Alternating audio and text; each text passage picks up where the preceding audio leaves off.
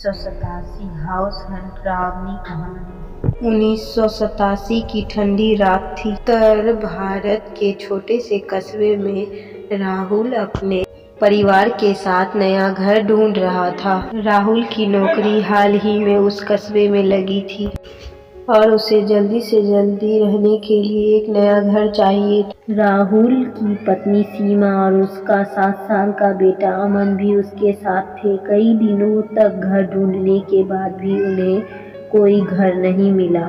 एक दिन शाम को राहुल को एक प्रॉपर्टी दलाल मिला। उसका नाम शर्मा जी था। शर्मा जी ने कहा, एक पुराना बंगला है, बहुत सस्ता है, अगर आपको ठीक लगे तो देख सकते हैं। राहुल ने पूछा, सस्ता क्यों है? शर्मा जी ने थोड़ी देर चुप रहे, फिर बोले, लोग कहते हैं वो घर ठीक नहीं है। राहुल हंस पड़ा। भूत प्रेत जैसी बातें मैं नहीं मानता। शर्मा जी ने उसे घर का पता दे दिया। पुराना बंगला। शाम के समय लगभग 7 बजे राहुल अपने परिवार के साथ उस घर को देखने पहुंचा। वो घर कस्बे से दूर था। चारों तरफ बड़े बड़े पेड़ और सूना रास्ता। घर बहुत पुराना था लेकिन मजबूत था। लोहे का गेट आधा टूटा हुआ था और हवा चलने पर ची ची की आवाज कर रही थी। सीमा ने धीरे से कहा, मुझे ये जगह अजीब लग रही है। राहुल बोला, डरो मत, बस देख कर चलते हैं। उन्होंने दरवाजा खोला। दरवाजा खोलते ही अंदर से ठंडी हवा का तेज झोंका आया, जैसे घर के अंदर बहुत समय से कोई नहीं आया हो। घर के अंदर बहुत अंधेरा था। राहुल ने टॉर्च निकाली। दीवारों पर पुरानी तस्वीरें लगी थी। कुछ तस्वीरों के शीशे टूटे हुए थे। अमन इधर उधर देख रहा था। अचानक उसने पूछा, पापा यहाँ पहले कौन रहता था? राहुल ने जवाब दिया, शायद कोई पुराना परिवार। तभी अचानक ऊपर की मंजिल से कदमों की आवाज सुनी। ठक ठक ठक। सीमा डर गई। ऊपर कोई है क्या? राहुल बोला, शायद बिल्ली होगी, लेकिन आवाज बिल्कुल इंसान के चलने जैसी थी। पहली अजीब घटना। राहुल ऊपर जाने के लिए सीढ़ियों की तरफ बढ़ा। जैसे ही वह सीढ़ियों पर चढ़ा, अचानक पीछे का दरवाजा जोर से बंद हो गया। धड़ाम। सीमा चौंक गई। राहुल, दरवाजा किसने बंद किया? राहुल नीचे आया, दरवाजा खोला। बाहर कोई नहीं था, हवा भी नहीं चल रही थी।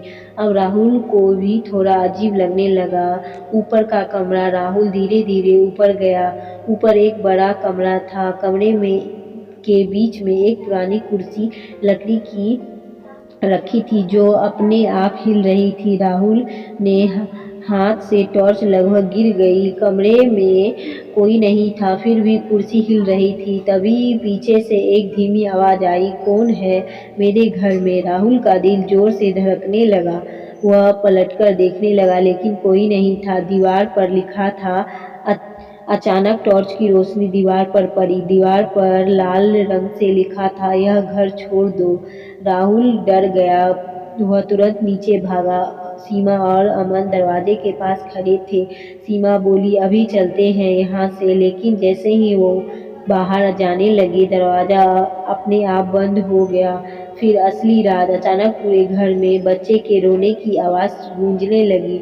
अमन डरकर राहुल से चिपक गया। तभी दीवार पर लगी पुरानी तस्वीर अचानक गिर गई। तस्वीर के पीछे एक पुराना अखबार छिपा हुआ था।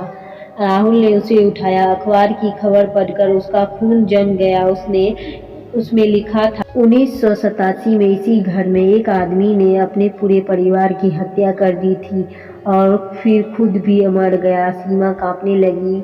तो क्या उनकी आत्माएं अभी भी यहाँ है? आखिर डरावनी रात। अचानक उस पर से किसी के तेज कदमों की आवाज आई। ठक ठक ठक। सीढ़ियों पर कोई नीचे आ रहा था, लेकिन वहाँ कोई दिखाई नहीं दे रहा था। फिर भी कदमों की आवाज बिल्कुल पास आती जा रही थी। अमन रोने लगा। तभी अचानक किसी ने राहुल के कान में फुसफुसाया, तुम लोग यहाँ से नहीं जा सकते। भागने की कोशिश। राहुल ने पूरी ताकत से दरवाजा धक्का दिया। इस बार दरवाजा खुल गया। तीनों तेजी से बाहर भागे। जैसे ही वो गेट के बाहर पहुंचे, घर की आखिरी खिड़कियां अपने आप जोर जोर से बंद होने लगी।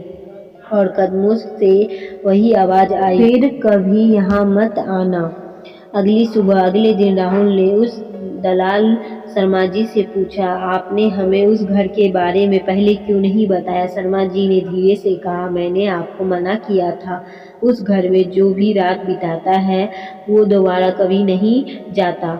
राहुल ने उसी दिन फैसला किया वो घर कभी नहीं खरीदेगा, लेकिन आज भी उस कस्बे के लोग कहते हैं 1987 का वो घर आज भी खाली है और रात में वहाँ से कदमों की आवाज़ और बच्चे के रोने की आवाज़ आती है। अगर आपको यह कहानी पसंद आई हो तो चैनल को लाइक, कमेंट एंड सब्सक्राइब जरूर करें। मिलते हैं किसी इसी प्रकार के नेक्स्ट वीडियो में। तब राधे राधे। आपको किस प्रकार की कहानी पसंद है कमेंट में ज़रूर बताएं, हम आपके लिए उसी प्रकार की कहानी लाएंगे।